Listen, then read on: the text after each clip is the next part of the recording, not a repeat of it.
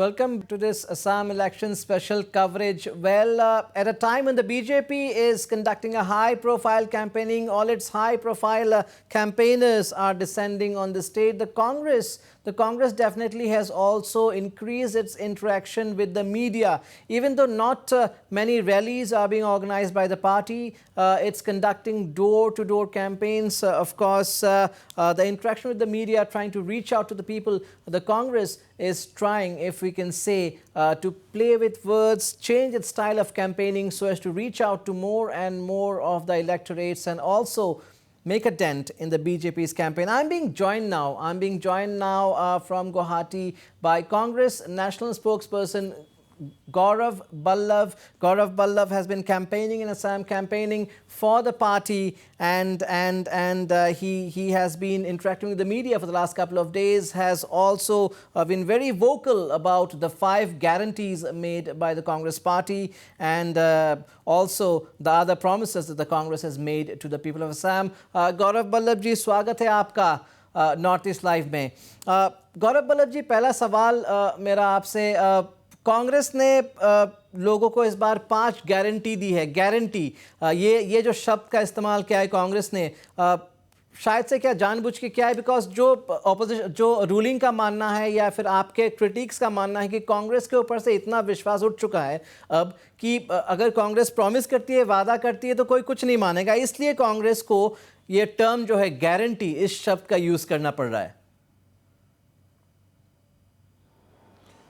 देखिए, गारंटी शब्द का प्रयोग इसलिए किया गया है कि पिछले 7 साल में जो राजनीति का हाश हुआ है, क्योंकि एक व्यक्ति ने ये कहा कि 15 लाख सबके खाते में आ जाएंगे, बाद में बोला मैं तो मजाक कर रहा था, मैं तो जुमला दे रहा था. फिर उस व्यक्ति ने ये कहा कि 2 करोड़ नौकरियां देश में प्रतिवर्ष सृजित होगी, बोले इसका ये भी मजाक की बात है. फिर बोला गुवाहाटी को स्मार्ट सिटी बना दिया जाएगा. क्या पता, गुवाहाटी में तो कोई स्मार्ट नहीं हुआ, ना स्मार्ट शहर बना, पर असम सरकार का एक व्यक्ति जरूर दिन ब दिन स्मार्ट होता जा रहा है. जो गुजराती मामा है वो स्मार्ट होते जा रहे हैं. क्यों? इस कारण से क्या हुआ कि राजनीति में जिस तरह से जो राजनीतिज्ञों की बातों में जनता का विश्वास जो उठा है, उस कारण से हमें ये देना पड़ा. क्योंकि आज जो हमारे माननीय प्रधानमंत्री जी जो बातें कहा करते थे, भले ही वो पेट्रोल डीजल के दाम हो, पहले नारा था बहुत हुए पेट्रोल डीजल के दाम, अब की बार डैश डैश. अब क्या हुआ उस नारे को? आज पेट्रोल डीजल के दाम अंतर्राष्ट्रीय बाजार में कच्चे तेल की कीमत 2014 के मुकाबले आधे लेवल पे है, पर पेट्रोल देश के अधिकांश भाग में 100 रुपए प्रति लीटर और डीजल 90 रुपए प्रति लीटर बिक रहा है. तो इस कारण से ये गारंटी नहीं है, मैं कहता हूं ये हमारा वचन है, ये हमारा वचन पत्र है. इस वचन पत्र पे हाथ रख के हमारे मुख्यमंत्री 2 मई को शपथ लेंगे. ये शपथ होगी हमारे मुख्यमंत्री की 2 मई को कि सत्ता में आते ही 5 लाख सरकारी पद भरे जाएंगे, 25 लाख नई नौकरियों का सृजन किया जाएगा. कॉन्फिडेंट है, शपथ है हमारी सरकार अच्छी की बात जो है. 2 मई को बनेगी कि प्रति गृहिणी असम के प्रति गृहिणी के खाते में 24,000 रुपए प्रति वर्ष. अच्छी बात है. बल्लभ जी, आपके 5 गारंटी में से एक है कि आप सीएए का को रिपील कर देंगे, जबकि का एक सेंट्रल सब्जेक्ट है. तो क्या ये आपका जुमला है? आपने अभी कहा कि किसी और ने जुमला दिया, मोदी जी ने जुमला दिया. क्या ये कांग्रेस का जुमला है कि आप का को रिपील कर देंगे? ये जो आप गारंटी कह रहे हैं, इसके ऊपर आप क्या कहना चाहेंगे? जी जी जी, मैं आपको एक बात पूरी स्पष्टता से बताना चाहता हूं कि जहां चाह होती है वहां राह होती है. एक हिंदी में कहावत है, हमारी चाहत है कि हम ये हटाएंगे, हम उसके बारे में भी आपको बताएंगे और चुनाव के पूर्व भी बताएंगे कि किस तरह हटाएंगे. उसके बारे में हमारी पूरी ब्लूप्रिंट बनाई जा रही है. ऐसा नहीं है आज जब मैं बोलता हूं कि 2,000 रुपये प्रति माह प्रति गृहिणी के खाते में जाएंगे, तो उसकी कैलकुलेशन करी है कि उसका 14,000 करोड़ रुपया सालाना उसका एक्सपेंडिचर होता है। असम सरकार का 1.25 लाख करोड़ से ज्यादा का बजट है। जिस सरकार का 1.25 लाख करोड़ का बजट है, वहां पे 14,000 रुपये मातृशक्ति के लिए नहीं दिए जा सकते। अगर नहीं दिए जा सकते तो उस सरकार को गुवाहाटी पर, असम पे राज करने का अधिकार नहीं। इसलिए मैं आपको कह रहा हूं कि आप ये भी बोलेंगे साहब 5 लाख कैसे दोगे? अरे हमारे पास उसकी पूरी इकोनॉमिक्स है कि हम 25 लाख कैसे सृजन करेंगे, हम SEZ खोलेंगे। मैं सरकार से आज पूछना चाहता हूं आपके माध्यम से और गुजराती मामा से कि मामा जी, पिछले 5 साल में कितने आपने SEZ खुले? आपने मामा जी, आपने पिछले आपने 5 साल 60 साल में कितने क्या किया? BPO जो आए? पूछेंगे आपसे, मामा जी, आपने 60 साल में क्या किया? आप 5 साल की बात कर रहे हैं, आपने 60 साल में क्या किया? जो पूछ रही है भाजपा, पूछ रही है हर दिन हर रोज। मैं बिल्कुल बिल्कुल बिल्कुल I really respect your question and I will give you the data because data can't lie. In 2016, in 2014, in 2013, the unemployment level in Assam was less than 1%. Today, average unemployment of last year is 6.5%. मतलब जो बेरोजगारी की दर आसाम की 1% से कम हुआ करती थी, वो आज 6.5% है, क्योंकि गुजराती मामा नाच गाने में व्यस्त है. उनके पास समय ही नहीं है. गुजराती मामा के पास, उनके पास 2 ही काम के लिए समय है, अपने 2 लोगों से कोविड भी तो हुआ था इंस्ट्रक्शन लेना, जिनको आसाम का ना तो ज्ञान है ना आसाम के लोगों की समझ है, और दूसरा नाच गाने में अपना समय व्यतीत करना. हम उनसे पूछते हैं कि ये बेरोजगारी का आंकड़े में क्यों अंतर आया, आज 6 गुना ज्यादा क्यों है बेरोजगारी? आपके और एक गारंटी में हम आते हैं. अभी अगर हम टी ट्राइब्स की बात करें, जो कांग्रेस हो या बीजेपी, सब जो टी ट्राइब कम्युनिटी जो है असम का, उसको वो करने की कोशिश कर रही है. आपने झट से कह दिया कि चलो हम आ गए तो हम आपको 365 रुपीस दे देंगे डेली वेज जो आपको मिलेगा. 15 साल आपकी सरकार थी, तब आपने क्या किया टी ट्राइब्स के लिए? इतने साल आपने रूल किया, अभी अचानक से आपको याद आया नहीं हमने कुछ करना है? बीजेपी इतना सारा स्कीम्स ला रही है, बढ़ाया है जितना भी 50 रुपये जितना भी वो बढ़ाया है, तो आपको लगा नहीं हमें कुछ बड़ा बोलना पड़ेगा, चलो बोल देते हैं, बाद में देखा जाएगा. बोलने में क्या है? No, we had done the entire homework. Please try to appreciate. I am ready to give you answer of any guarantee scheme which we had announced. If you ask me ki what is the cost of 200 units free electricity, it is 4,000 crore. क्या हम सालाना 4,000 करोड़ रुपए हमारे लोगों को 200 unit बिजली देने में उपयोग नहीं कर सकते? देखिए, हमारा जो हमने ये गारंटीज का जो बात है, ये असम के लोगों के इश्यूज को सुन के बनाया. दिल्ली में बैठे 2 लोगों को इंस्ट्रक्शंस को सुन के नहीं बनाया. 200 यूनिट हम क्यों नहीं दे सकते? 4,000 करोड़ उस राज्य में जहां पे 1.25 लाख करोड़ का बजट है, उस राज्य में जहां हर गृहिणी को 24,000 रुपए सालाना क्यों नहीं दिए जा सकते? टोटल कॉस्ट आती है 13-14 हजार करोड़, क्यों नहीं दिए जा सकते? इन दोनों को मिला के 10% ऑफ द बजट होता है. अगर आप फ्री इलेक्ट्रिसिटी और 24,000 को मान ले, फिर 5 लाख आपकी वैकेंसीज, आप वैकेंसीज क्यों नहीं भरते? आप सरकारी वैकेंसीज, और एक एक ब्यौरा है कि पुलिस में इतनी वैकेंसीज है, होमगार्ड में इतनी है, हेल्थ वर्कर्स में इतनी है, नगर पालिका और नगर परिषदों में इतनी सारा है, ये आपके टाइम में भी जो दूसरे जो ग्रामीण की विकास की संस्थाएं वहां पे इतनी एक एक डिटेल है. उस डिटेल के आधार पे 5 लाख बोला जा रहा है. चलिए आप जो है गारंटीज से हटके हम अगर बात करें, गारंटी से हटके बात करते हैं. आप गारंटीज के ऊपर आपको भरोसा है, गारंटीज से हटके थोड़ा बात करते हैं. कहीं ना कहीं क्या कांग्रेस का जो AIUDF के साथ जो गठबंधन हुआ है, जो अलायंस हुआ है, क्या कहीं ना कहीं स्पेशली अपर असम में वो पार्टी को हर्ट कर रही है? क्या कहीं ना कहीं आप शर्मिंदा है अपर असम में कि आपने AIUDF के साथ अलायंस किया? क्या ये चीज़ आपको खटक रही है? गोस्वामी जी, इस महाजोत में 10 पार्टियां हैं, 10 पार्टीज, और भी पता नहीं चुनाव और नजदीक आते आते कितने लोग और आ जाए, क्योंकि 2 मई को हम सरकार बना रहे हैं.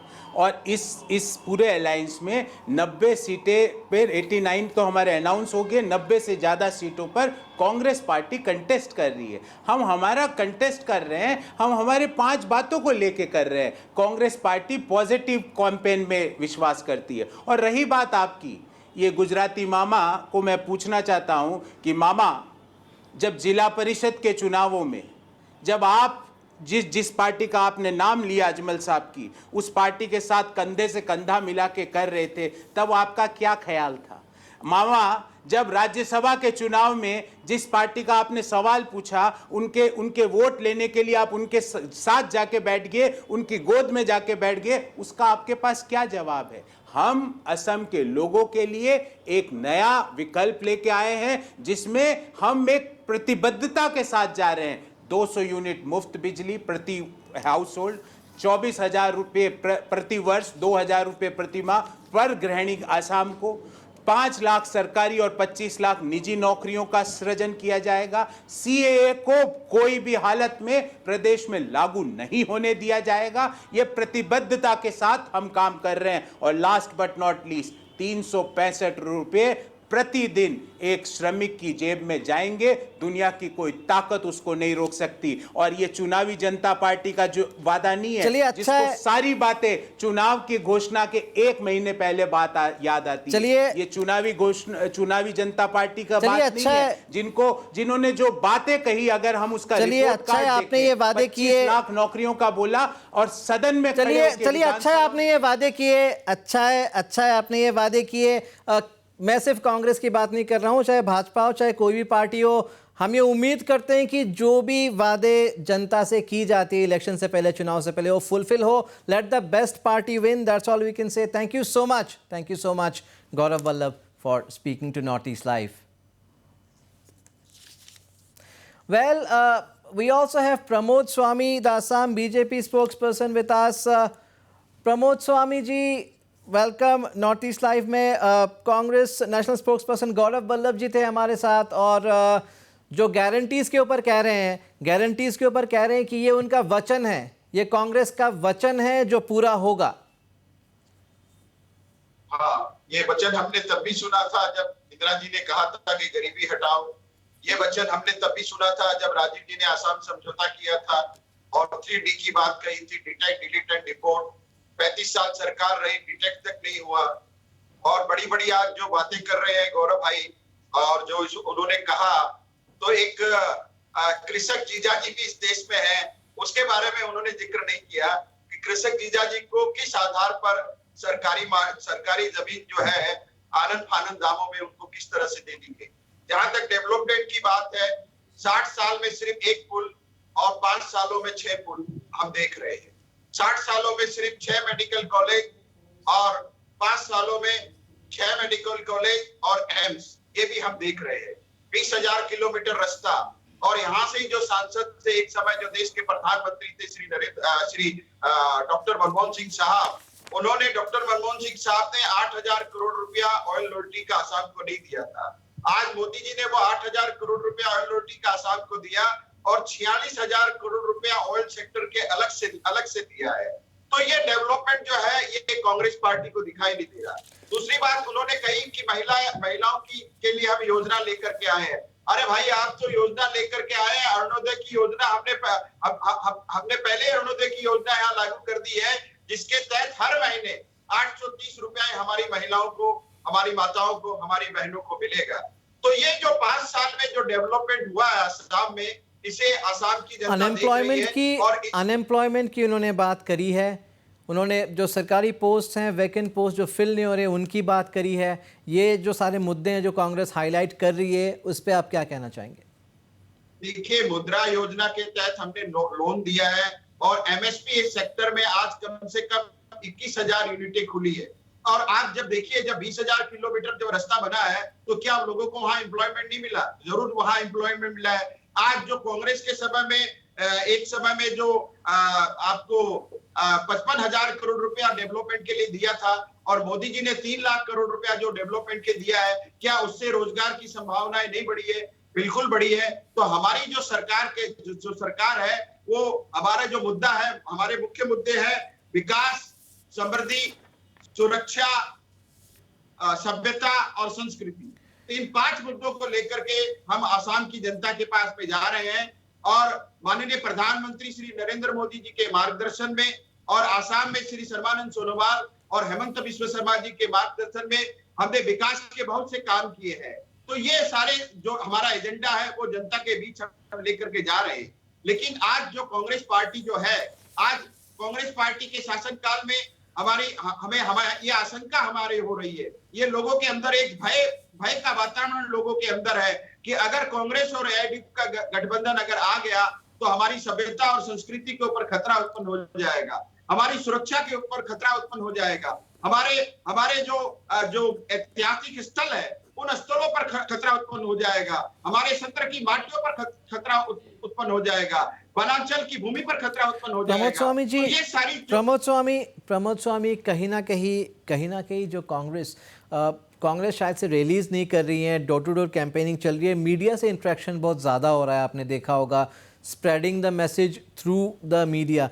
कहीं ना कहीं जो words like guarantee, words like जो अभी उन्होंने कहा ये हमारा वचन है, एक बार देखे देखिए, कहीं ना कहीं क्या ये लग रहा है आपको कि ये जो एक कैंपेनिंग का जो स्टाइल बदला है कांग्रेस ने in the last 3 to 4 weeks, कहीं ना कहीं एक चेंज हो सकता है, एक फैक्टर हो सकता है और चीज़, और probably BJP is very of that?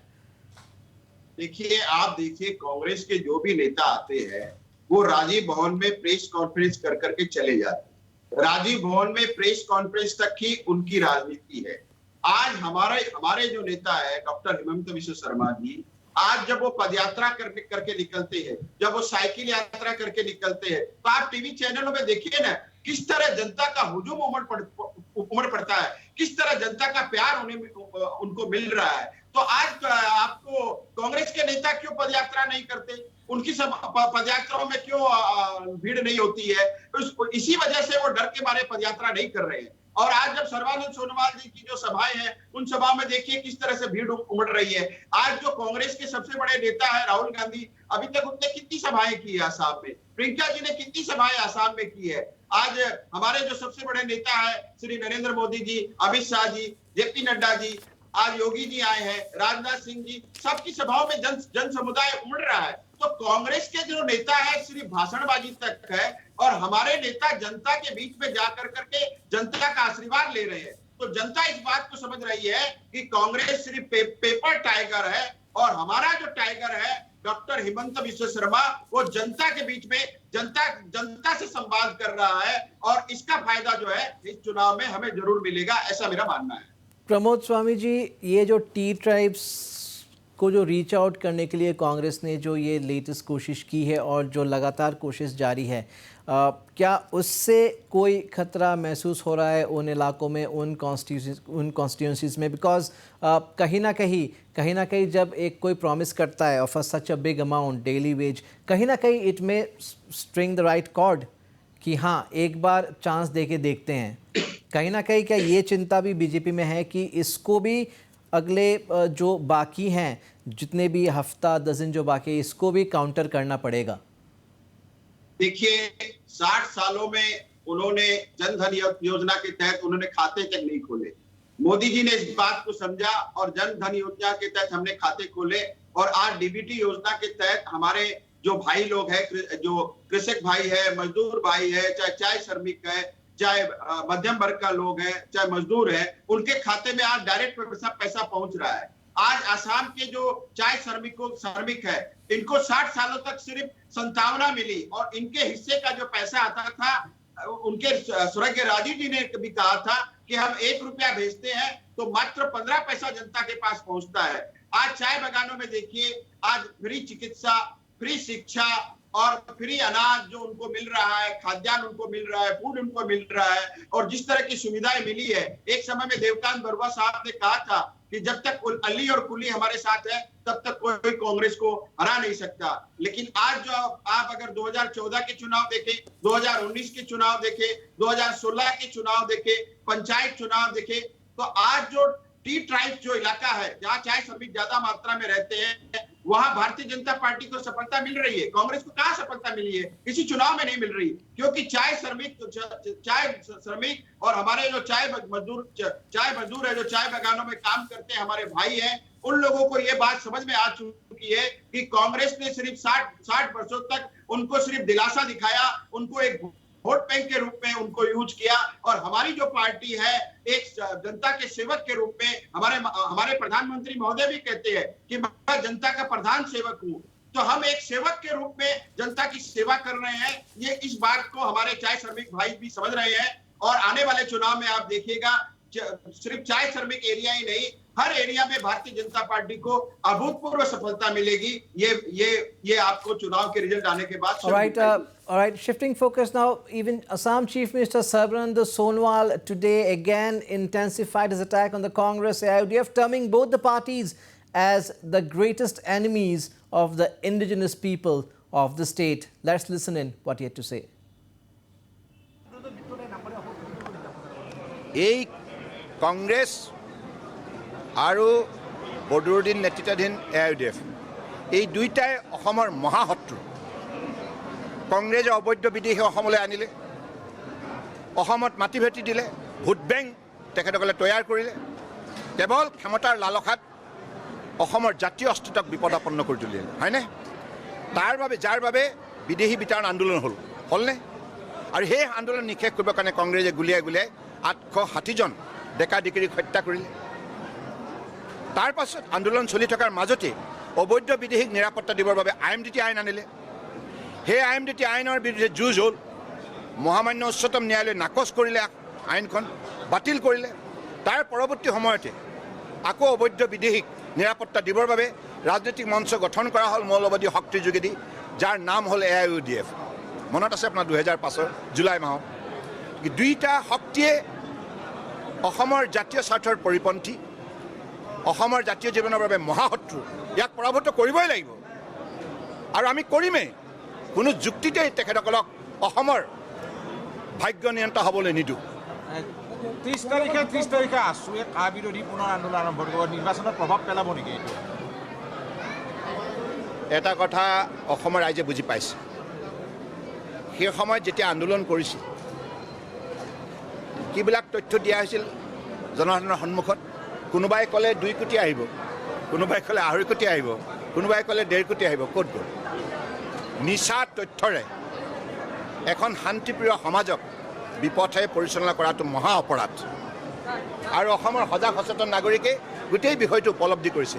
এতিয়া আৰু এই বিষয়ক লৈ পেলাই অসমীয়া ৰাইজ চিন্তিত নহয়, কাৰণ ভাৰতীয় জনতা পাৰ্টি নেতৃত্বাধীন মিত্ৰজোঁট চৰকাৰখনে মাটি ভেটি কৃষ্টি সংস্কৃতি, ভাষা, সাহিত্য, সভ্যতা, ঐতিহ্য ৰক্ষা কৰাৰ ক্ষেত্ৰত যোৱা 5 বছৰ আমি নিৰন্তৰ পদক্ষেপ গ্ৰহণ কৰিলোঁ। আমাৰ কাৰ্যকালতে, বিজেপি কাৰ্যকালতে অসমীয়া জাতিক সম্পূৰ্ণৰূপে সুৰক্ষিত কৰাৰ বলিষ্ঠ পদক্ষেপ গ্ৰহণ কৰা হৈছে। আৰু আগন্তুক দিনত বিজেপি থকালৈকে অসমীয়া জাতি সম্পূৰ্ণৰূপে সুৰক্ষিত। মাটি ভেটি কৃষ্টি সংস্কৃতি, ভাষা, সাহিত্য, সভ্যতা সকলো নিৰাপত্তা দিয়াই হ'ব আমাৰ প্ৰধান লক্ষ্য। There you heard Chief Minister Sarbanand Sonowal speaking on a number of issues, from the alliance between Congress and AIUDF to the CAA. Pramod Swami, क्या ये हम कह सकते हैं कि जो CAA है वो बिल्कुल फैक्टर शायद से नहीं है इस पोल्स में? जो न्यू रीजनल पार्टीज बने थे with एंटी का मूवमेंट एज एन एजेंडा, वो भी शायद से जो है अटेंशन और फोकस का पे नहीं ला पाए, ना कि कांग्रेस इस पे कोई फोकस ला पाए। तो क्या ये एक राहत है इन अ वे बीजेपी के लिए कि का जो है शायद से असम में इतना बड़ा फैक्टर नहीं रहा आज के डेट में? देखिए, भ्रम और भावना, लोगों को भावनात्मक रूप से हम ज्यादा दिन तक हम लोगों को गुमराह नहीं कर सकते। आज का के नाम पर जिस तरह से लोगों को इमोशनल कर करके ये कहा गया कि 1 करोड़ 1.5 करोड़ लोग आएंगे, तो जिन लोगों ने इस बात को कहा, मैं उनको आज आपके टीवी चैनल के माध्यम से मैं चुनौती देता हूं कि आप बताएं कि कहां है वो 1.5 करोड़ लोग, तो वो नहीं बता पाएंगे। तो इस तरह की अवास्तविक बातें कर करके आसाम के लोगों को उन्होंने कुछ देर के लिए गुमराह करने का प्रयास किया, लेकिन बाद में आसाम का जो हमारा वोटर है वो बहुत समझदार वोटर है, उन्होंने इस बात को समझा और 2019 के लोकसभा चुनाव में ही हमें 9 सीटें लोकसभा चुनाव में दी थी, जबकि 2014 में सिर्फ हमें 7 सीटें मिली थी। तो मैं ये कहना चाहूंगा कि आसाम का जो वोटर्स है वो बहुत मैच्योर्ड वोटर्स है और वो समझता है कि कौन सी पार्टी जो है वो घुसपैठ की समस्या का समाधान कर सकती है। जिन लोगों ने आंदोलन करने के बाद राजनीतिक दल खोले, आज उनका एजेंडा क्या है? भारतीय जनता पार्टी हराओ। तो मैं उनसे सवाल करना चाहूंगा कि क्या भारतीय जनता पार्टी को हटाने की कुव्वत उन लोगों में है? क्या उनमें वो सामर्थ्य है? नहीं, कांग्रेस भी उनको भाजपा की बी टीम बोल रही है, so let's not get into that. But again, to sum it up, the BJP's star campaigners continue to descend on Assam. Prime Minister Narendra Modi is coming tomorrow. The Congress, meanwhile, is also trying its level best. Party national spokespersons are doing the rounds. All in all, the battle is getting interesting. The BJP, in terms of campaigning, the BJP definitely retains the advantage. That's a wrap of this special election show.